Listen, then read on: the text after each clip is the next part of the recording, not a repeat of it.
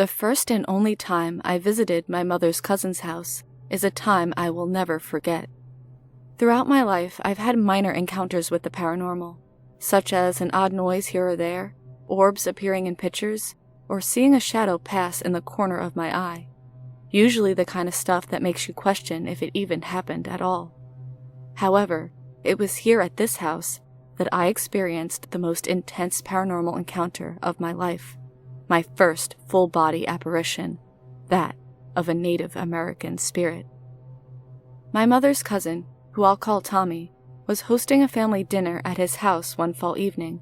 My cousin and I were about 10 years old at the time, and we were looking for something to keep us busy, as we were getting bored with the adult conversation.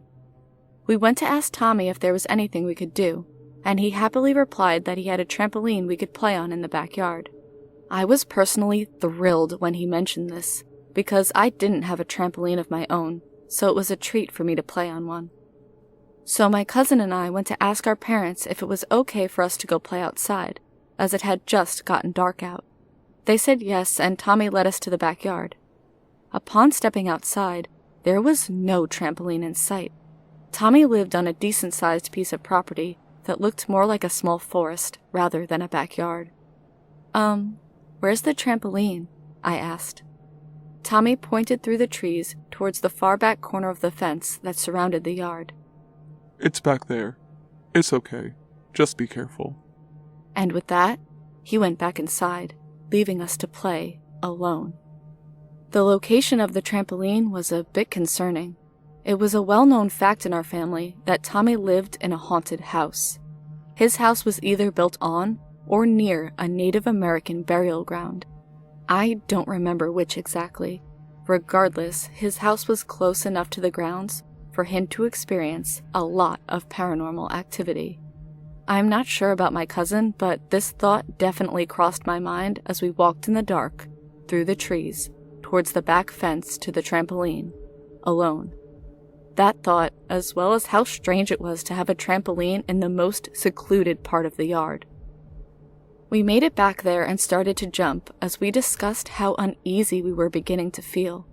It was dead silent, dark, and we could barely see the lights from the house. We both couldn't shake the feeling, although we were trying to be brave. That all changed when we heard a rustle of leaves from somewhere in the darkness that made us crawl out of our skin. We were the only ones outside, and there weren't any animals around.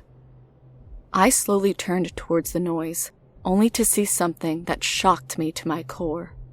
There, amongst the trees, about 20 feet away from us, was the figure of a Native American man running through the darkness. He was hunched over as if he was chasing something. I could clearly make out the shape of his body, although it was see-through, the feathers in his long dark hair, and his breech clothes.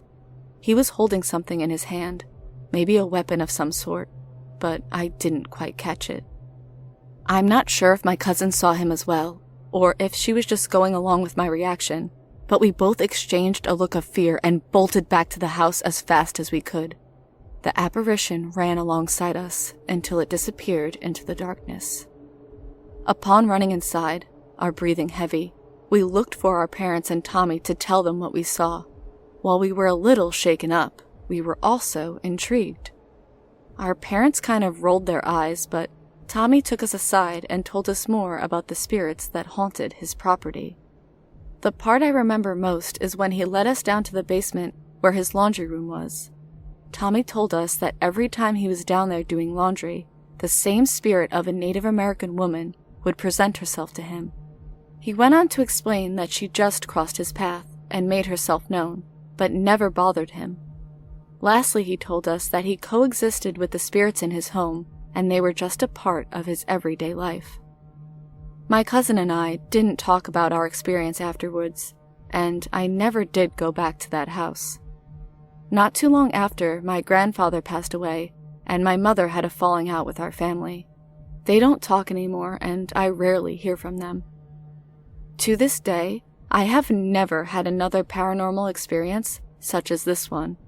However, the memory of that house and the spirit I saw there is always with me in the back of my mind. While at the time it shook me to my core, I am grateful I got to experience it.